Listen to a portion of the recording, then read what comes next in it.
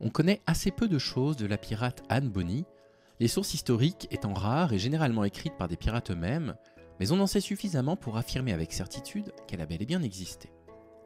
Née entre 1697 et 1705, disparue en 1721, elle laisse derrière elle beaucoup plus de questions que de réponses. Une figure littéralement légendaire qui a fait couler pas mal d'encre depuis les années 2000 et l'émergence de travaux féministes cherchant à remettre sur le devant de la scène des histoires de femmes oubliées par le temps. L'histoire justement que je m'apprête à vous raconter est une version de ces légendes que j'illustrerai à l'aide de 10 planches du roman graphique La dernière nuit d'Anne Bonny, écrit par Claire Richard et illustré par Alvi Ramirez, un roman graphique inspiré lui-même du podcast d'Arte Radio que vous retrouverez dans la description de cet épisode.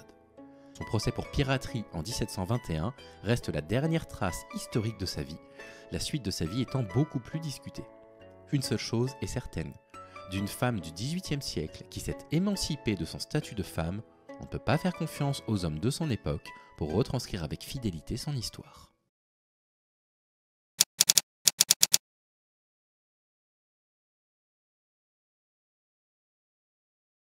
Et si Anne Bonny avait survécu suffisamment longtemps après son procès pour y vivre une vie riche et passionnante? C'est le point de départ de la dernière nuit d'Anne Bonny, une nuit qui démarre par une apparition de la mort en personne venue la prévenir qu'il était temps pour elle de faire ses adieux. Anne Bonny, tenancière d'un bordel à la Nouvelle-Orléans dans ce roman graphique, fait promettre à sa successeuse qu'elle jettera son cercueil dans la mer. Une version contestée par certains historiens, affirmant que si l'histoire ne révèle plus aucune trace d'elle après 1721 et son procès, il est alors défendu d'envisager sérieusement qu'elle ait pu y survivre et avoir construit une vie ensuite. D'autres historiennes contestent. Un trou dans l'histoire ne veut pas dire que rien ne s'est produit.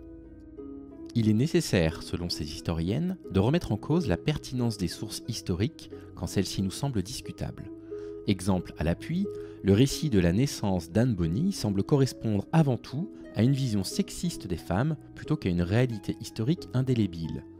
Né d'un adultère, Johnson fait la part belle au mari infidèle, prêt, malgré sa faute, à tout donner par amour à sa fille bâtarde.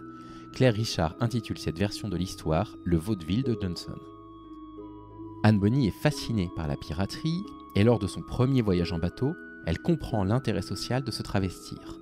Déguisée en homme, l'équipage la fait participer aux différentes tâches, la considère avec tendresse, mais quand son statut de femme est découvert, la voilà reléguée au rang de l'être fragile et éloignée de la vie du navire.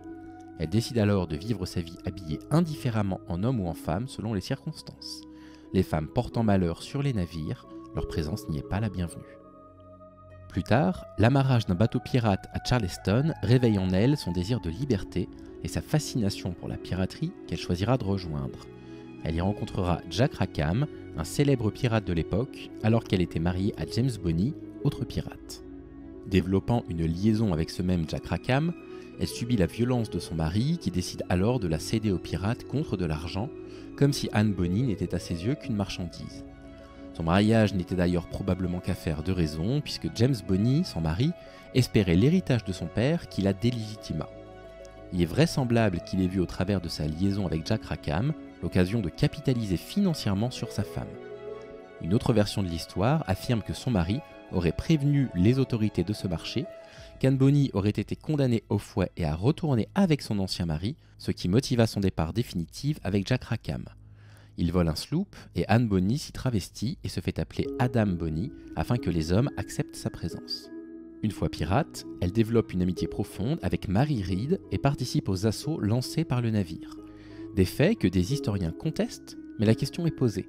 Conteste-t-il la participation d'Anne Bonny au combat maritime car elle est par nature discutable, ou la conteste-t-il simplement parce qu'elle fut une femme? Le manque de sources sur la question a fait affirmer qu'elle n'avait pas pris part aux batailles navales, ce qui est une nouvelle fois sujet à débat. Dans les faits, il est tout à fait vraisemblable qu'Anne Bonny ait participé au combat et qu'elle y fut redoutable et respectée. Découvrant rapidement que Mary Read travestit elle aussi et comme elle une femme, les deux auront alors une liaison amoureuse qui rendra Jack Rackham fou de jalousie, pensant qu'Anne la trompait avec un homme. Au sein de leur navire, le Revenge, cette révélation provoque de vives tensions et Mary Read se voit menacée de décapitation par Rackham. Il est rapporté que leur liaison aurait été découverte quand les deux femmes furent prises en flagrant délit durant leurs ébats amoureux, mais cette version ne pourrait être qu'un fantasme misogyne de leurs auteurs. On parle de femmes libres, brisant les stéréotypes de leur époque, et il est assez facile d'imaginer alors que ces deux figures n'aient pas reçu le même soin de la part des historiens que si elles avaient été des hommes. Poursuivis par plusieurs bâtiments de guerre britanniques lancés à leur recherche, ils ne se laissent pas abattre et poursuivent leur vie de piraterie jusqu'à ce que le rapport de force ne s'inverse et que, dépitées par la lâcheté des hommes, Anne Bonny et Mary Read ne soient les témoins impuissantes de leur arrestation. Plaidant la grossesse pendant leur procès, Mary Read et Anne Bonny échappent à la condamnation à mort de peu. Mary Read est condamnée à de la prison à vie où elle mourut de la fièvre jaune, quand Anne Bonny, elle, obtint la grâce, quitta la prison et disparut des documents officiels, laissant un grand vide à ce jour incomplété quant à la suite de sa vie. On ne sait toujours pas avec certitude à ce jour si sa libération fut le fait de son père qui paya une rançon pour la faire libérer, ou alors du fait de James Bonny, son premier mari, dont on n'a toujours pas la certitude de s'il était toujours vivant ou non à l'époque des faits. Quant à la suite, je vous enjoins à le découvrir par vous-même dans ce très joli roman graphique, La dernière nuit d'Anne Bonny, c'est aux éditions Le Lombard, écrit par Claire Richard et illustré par Elvira Mirez. Je n'ai fait dans cet épisode qu'effleurer une infime partie du contenu de ce roman graphique qui est de grande qualité. N'hésitez pas à vous le procurer. J'espère que cet épisode vous a plu, que ce format sur ces portraits vous a plu. C'est un format que je vais être amené à répéter en essayant de me baser à chaque fois sur une œuvre littéraire ou une œuvre cinématographique ou artistique en général pour pouvoir parler de la vie de femmes que le grand public mériterait finalement de connaître. En attendant, je vous souhaite de prendre soin de vous. Si l'épisode vous a plu, n'hésitez pas à me le faire savoir. Je vous dis à très vite. À bientôt.